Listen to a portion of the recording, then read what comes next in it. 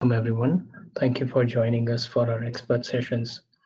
These short webinars take place every week and last no more than 30 minutes, bringing you valuable insights from industry experts. Today's session will be presented by Sunny Solanki. He's a senior technical manager at I-Gard. Sunny is an electrical engineer from McMaster University with 8 years of experience in protection systems and relays. Throughout his career, he has educated consultants and end users on the benefits of integrating electrical protection products into their design to enhance personal and equipment safety. He specializes in providing commercial and technical support for various projects and applications, including high resistance grounded system, low resistance grounded system, hybrid HRG system, ground fault and arc flash protection systems, resistor based solutions, and personal protection products. We are excited to have him here today, and we appreciate our participation. Without further delay, I would now request Sunny to take over from here. Thank you, Devansh, for the introduction. My name is Sunny. I'm the Senior Technical Manager at I-Gard, and today's presentation is Neutral Grounding Resistor Sizing and the Importance of Coefficient of Resistivity. So to start with resistance grounding and an overview of that, basically resistance grounding involves adding impedance between the transformer neutral and ground. This keeps the ground fault current at a low level, preventing the buildup of sufficient energy for arcing and making the system safer to operate. So on the right, you see this delta Y transformer setup, and we have a neutral readily available. Instead of connecting this solidly to ground, we have a resistor between the neutral to ground. To put this resistor in series with any ground fault from phase to ground that occurs to limit the fault current to a specific value. It's typically used in low voltage and medium voltage systems to limit ground fault current. There's no arcing ground faults as with solidly grounded systems because we're limiting the fault current to a specific value. And there's no over voltages as with ungrounded systems because we're controlling the over voltage condition by sizing this resistor in accordance to the capacitance of the system. So we'll be discussing this in further detail on how you would size the let-through current of the resistor in association with the capacitance in your system to make sure that we don't experience high over voltages when a ground fault occurs. Now for the selection and installation of the NGR, there are two paths that you can take. There's the high resistance grounding route, which is probably the most popular, where your system voltage is below 5 kV and your ground fault current is limited to 10 amps or less. This allows you to continue operating even though equipment can be faulty, and then you can schedule shutdowns during your downtimes, and it would also lower repair costs because we're reducing electrical and mechanical stresses by reducing the fault current. A continuous rated resistor is typically utilized because we're holding the fault for an indefinite period of time, and it allows faults to be located without de-energizing feeders, so an operator can go around and find the location of the fault without impacting the rest of the system. Overcurrent coordination is also maintained, and second ground fault protection is available on our DSP systems. Now with low resistance grounding, if your system voltage is greater than 5 kV, or if your let-through current is greater than 10 amps because your charging current is really high, then you must trip during a single phase to ground fault. Ground fault current is typically limited to range between 25 to 400 amps, typically, such that you can achieve coordination with your downstream feeder protection. And you would typically use a short time rated resistor, either 10 second or 60 second. Now, for the factors that come to play for sizing the NGR, there are 4 key elements to this: the rated voltage, the rated current, the rated time or the duty cycle, and the rated temperature based on the duty cycle selected. For rated voltage, usually the neutral elevates to the line to neutral voltage of the system when a ground fault occurs from phase to ground. So in the case of a 13.8 kV generator where we are considering a neutral grounding resistor, we would be insulating that neutral grounding resistor to 8,000 volts line to neutral. When it comes to the rated current, it really depends on the type of system that you're specifying for. Usually for a 480 volt or 600 volt system, 5 amps or 10 amps would suffice. But as you get to 4160 or 13.8 or even 25 kV, you have to do what is called a capacitive charging current calculation on your system to identify how you would select the let-through current of the NGR based on that calculation. We're going to be going into greater detail on how to calculate the charging current in the next slide. For rated time, if you're trying to achieve process continuity through the high resistance grounding route where you're limiting fault current to 10 amps or less on a system that's 5 kV or less, then you would be going with a continuous rated resistor such that that resistor can hold the fault for an indefinite period of time. But if you have a low resistance grounding application, it's not really feasible to hold the fault for longer than a few seconds because of the amount of circulating wattage you would have at the source. And as a result, most consultants and end users select a 10-second or 60-second rated resistor and coordinate their tripping sequence accordingly within that time frame. For rated temperature, for continuous rated resistors, we have a very stringent requirement of being within 385 degrees Celsius. But for 10-second and 60-second rated resistors, we have much more room to work with at 760 degrees Celsius.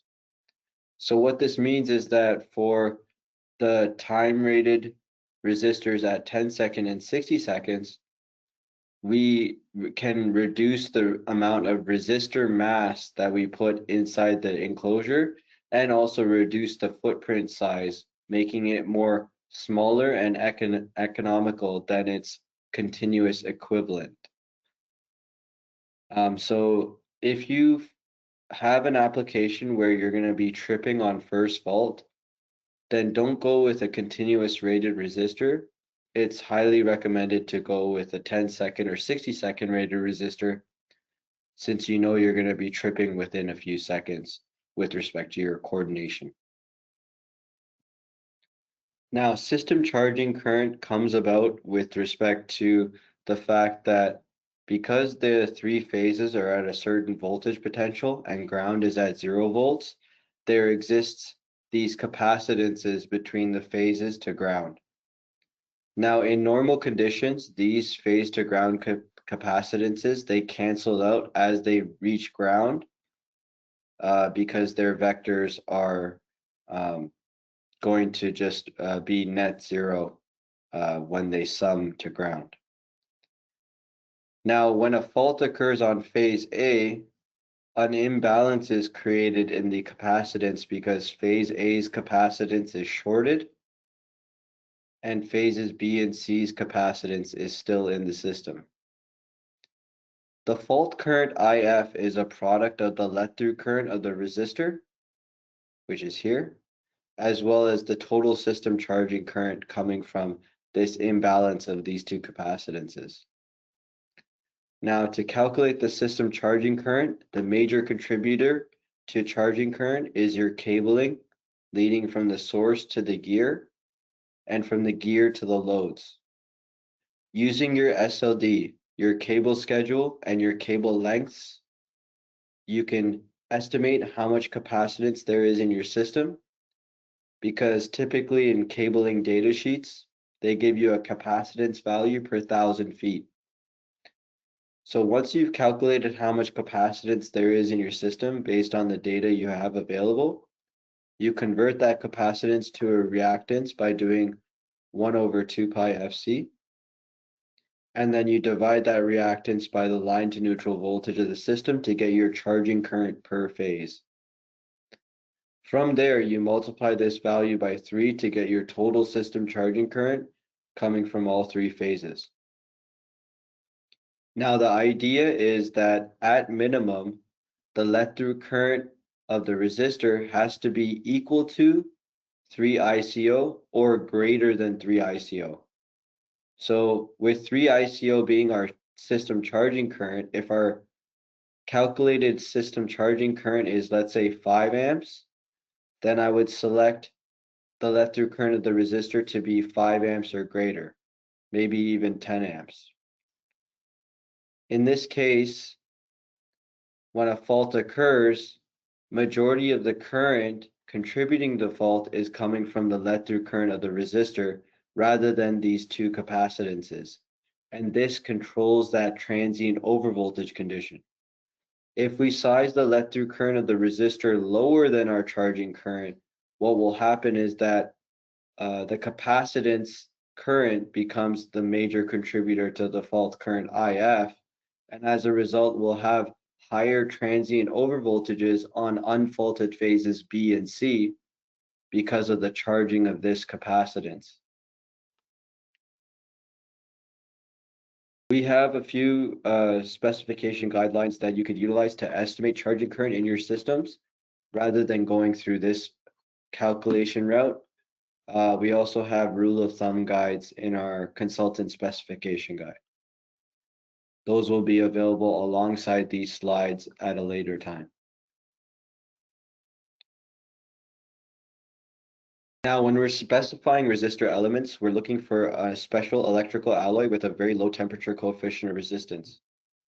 This prevents significant resistance increase across a wide temperature range, ensuring stable fault current for accurate metering and relaying. In the 295 standard, it indicates that the current shall not vary from the rated current by more than 20%. And in IEEE 57.32, it says that the NGR resistance should not change by more than 67% from the initial value over the temperature range.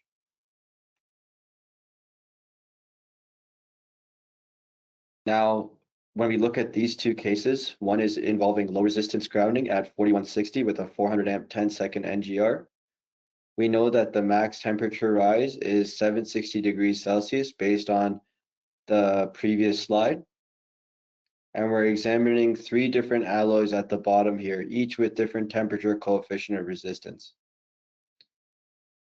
Now, as the max temperature is reached, we know that the resistance is going to increase and conversely, the current's going to decrease.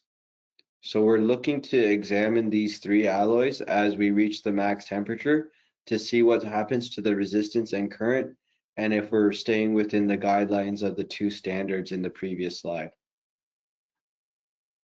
You'll notice that these 2 AISI alloys have such a drastic change in resistance that is exceeding the IEEE requirements, and its current is also increasing or decreasing beyond 20% for the CSA standard. At I-Gard, we're using the 18SR alloy. It ended up with a 27% increase, which is still falling within the guidelines of IEEE.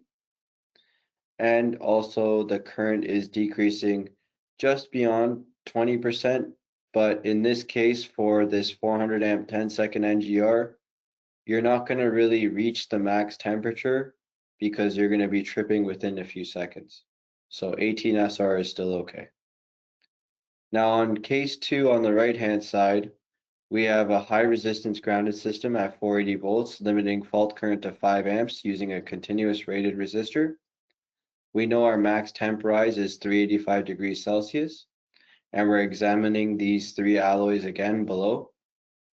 You can see that these 2 alloys at the top are still not able to meet IEEE and CSA requirements, whereas the 18SR alloy is not changing beyond 67% and is also keeping its current within 20%.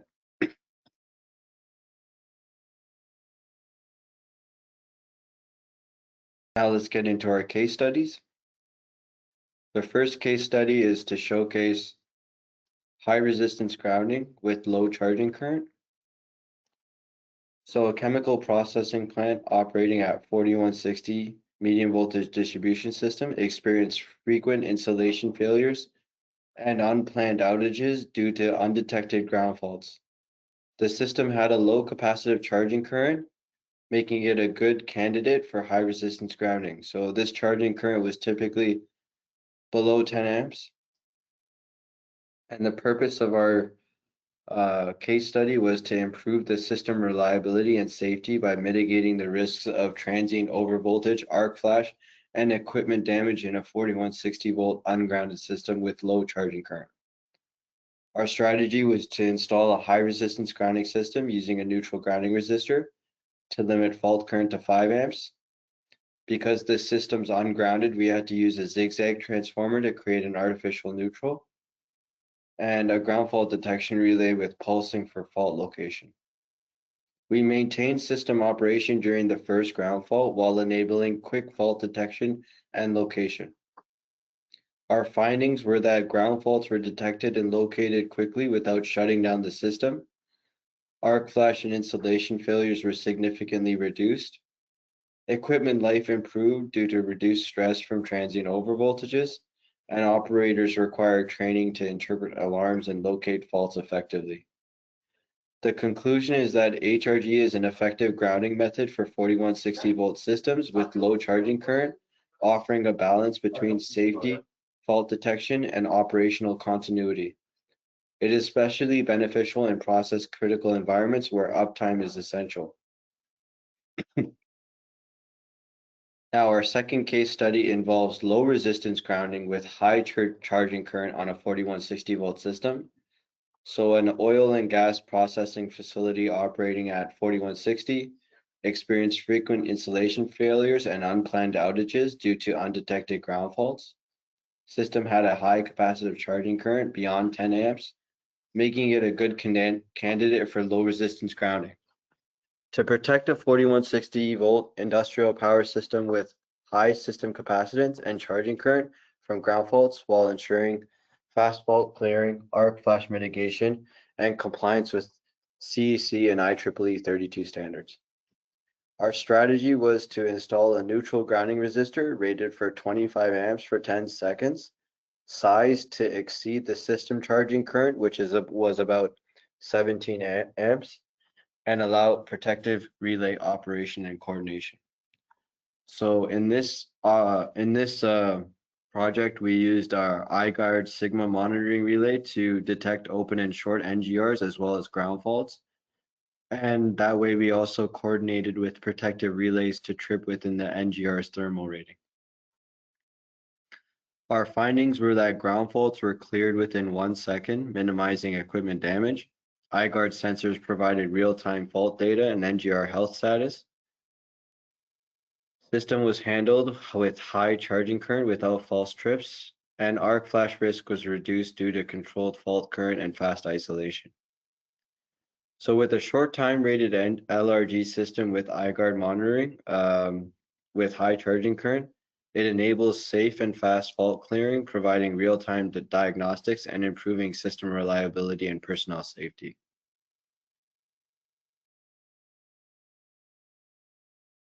And here is just a drawing of the 25 amp 10-second unit that we utilized. You can see that we have our monitoring accessories within the NGR cabinet connecting to our Sigma 3C. And we have our resistance setup between neutral and ground. You can see the enclosure here on the right-hand side, which contains the resistor elements on racks. And it's insulating using 5 kV standoffs. Our sensing equipment for detecting open and short circuit condition is the CT as well as the NGR XS50, which is a sensing resistor. And that will connect to the relay to monitor for those conditions. Now, the final note to take is how a resistor would be connected. We typically connect off the neutral to ground, removing the jumper from ground that would be typically connected as a solid connection and instead placing this NGR from neutral to ground. But if you have a delta transformer and you don't have a neutral available, a neutral can be established using a zigzag transformer. And from the neutral to ground, we can place a resistor to limit fault current to a specific value.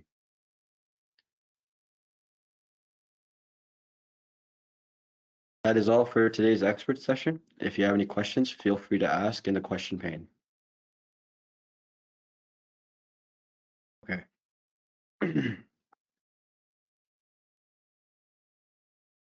In the case 2 low voltage, why is a continuous rating being used?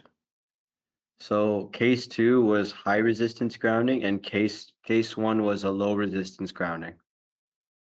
So for a continuous rated resistor, we're holding the fault current for an indefinite period of time, and that's why a continuous rating is utilized.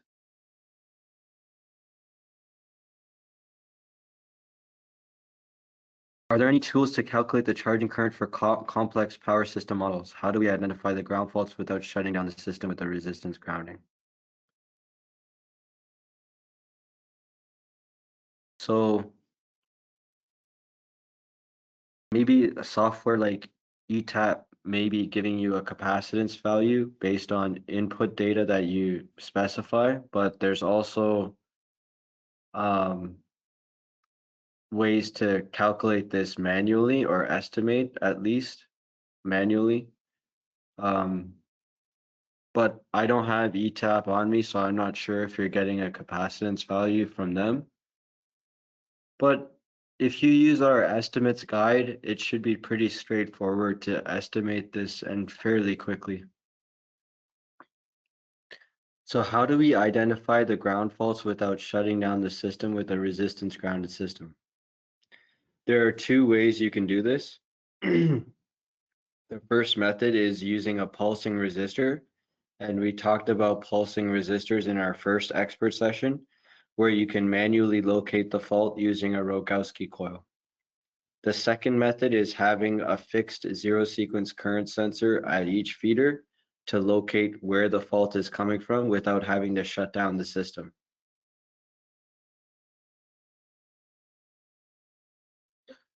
So if you're under 5 kV and neutral earthing resistor with a continuous rating is utilized,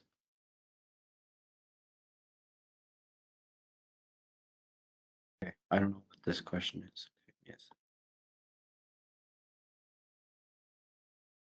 And I go over again how to size the resistor. So in case study 1, we were looking at a 4160 volt system with a very low charging current, in which high resistance grounding could be utilized, and then we could use a continuous rated resistor.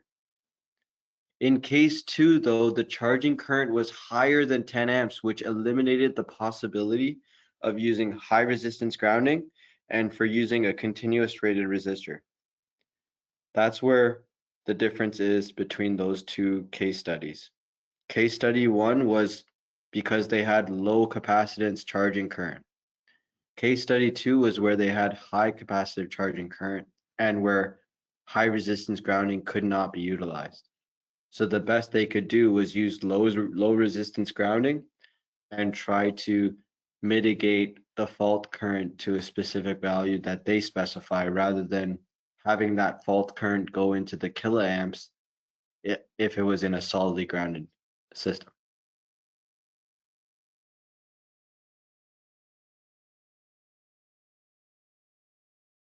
Okay, so I've heard that when using an HRG system, all 600 volt or 480 volt cables must have 1 kV insulation due to neutral shift. It's probably less to do with the neutral shift and more to do with the fact that the unfaulted phases elevate to the line-to-line voltage of the system. So if you look at IEEE 242 Chapter 9, there's a table there.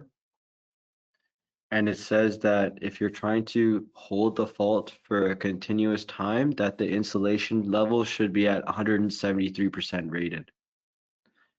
Now, I got an excerpt from ElectroFed Canada that indicates that 480 volt and 600 volt cables have so much mechanical insulation that it also technically suffices the 173% insulation level. Now, in the industry though, with respect to 480 volt and 600 volt system, almost all consultants that I know have been specifying 1 kV cable because they're accounting for the 173% insulation level. I hope that answered the question, and I think there's even some references in US code with respect to the insulation levels. Miriam will be sending the presentation. How about 2 or more parallel generators grounding? You can still ground both of the generators as resistance grounded, even though they're having parallel grounding. Ground faults will circulate back to the source and split up into 2 paths. One, so if you have, a 5 amp resistor on each of the 2 generators, when a fault occurs at the point of fault, you're going to see 10 amps. At each generator NGR, it would split up into 2 paths of 5 amps apiece. Now the grounds will not circulate between each other because the fault current is looking to take the path back to the point of fault, because current likes to close the loop in this scenario. So paralleling NGRs is okay. And we do that quite often.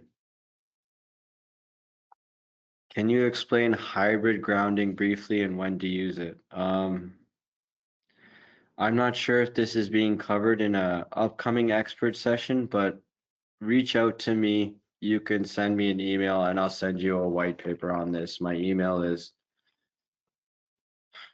right here.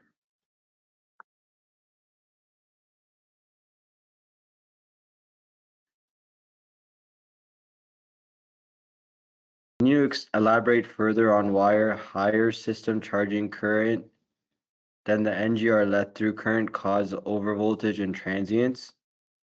So the fault current IF is a product of the let-through current of the resistor and the system charging current of the system, right?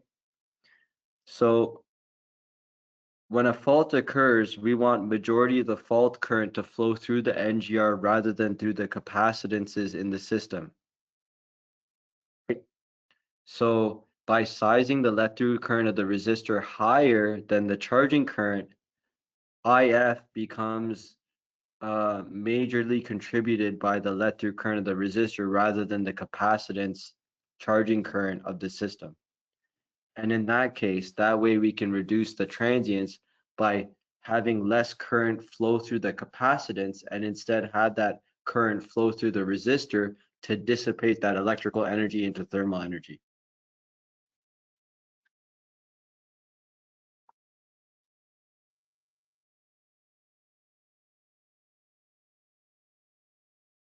I mean to have separate NGRs on each generator or adding a zigzag on the paralleling bus and add only one NGR.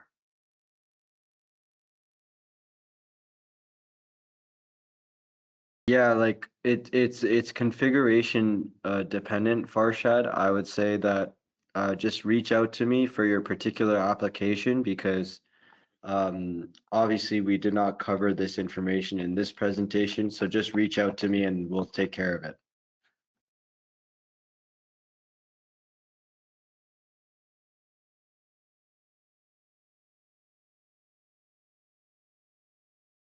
You mentioned that only the cable capacitance should be considered when sizing the NGRs for transformers.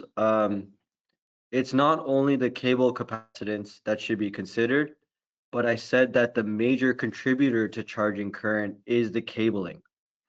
Transformers and generators still contribute charging current to the calculation, but their inherent operation doesn't have much charging current associated with the design. So like generators and transformers charging current, it's still based on its like kVA or kilowatt rating, but it's not contributing nearly as much as the cabling does. So I would say 90% of charging current is coming from cabling, with the remaining 10% coming from transformers or generators.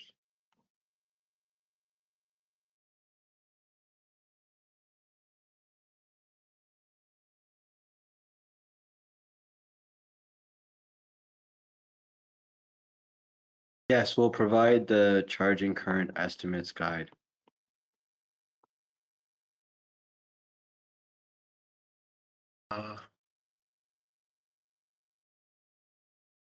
Yeah, so surge arresters, the number of sets that you have, we'd have to analyze that as well.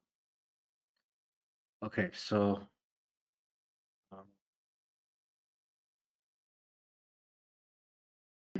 in the case of E-gens that can parallel with the utility transformer sharing a common NGR, what is recommended for isolation purposes when conducting maintenance on the transformer or E-gen separately while keeping the bus energized? First of all, I would not recommend having a common NGR between sources. I always specify separate NGRs for each source, and I hate trying to have a common NGR for multiple sources just because of the maintenance aspect, as you are bringing up right now. We know that the neutral voltage elevates, and with that neutral voltage elevation, all three sources, regardless of whether energized or de-energized, are going to see that voltage. So it becomes quite dangerous to figure out what you're going to do to isolate the neutral when you're trying to do service on the E-gen or on the transformer. So my suggestion is to have separate NGRs for each source, but if you don't have that, then at least have a means to isolate the neutral so that that neutral voltage is not seen on the equipment to be that is being maintained or having maintenance performed on it. Sorry, I was having trouble finding the words. I hope that answers your question, Garvin, but feel free to reach out via email. My email is here once again for the people that missed it because I'm scrolling down.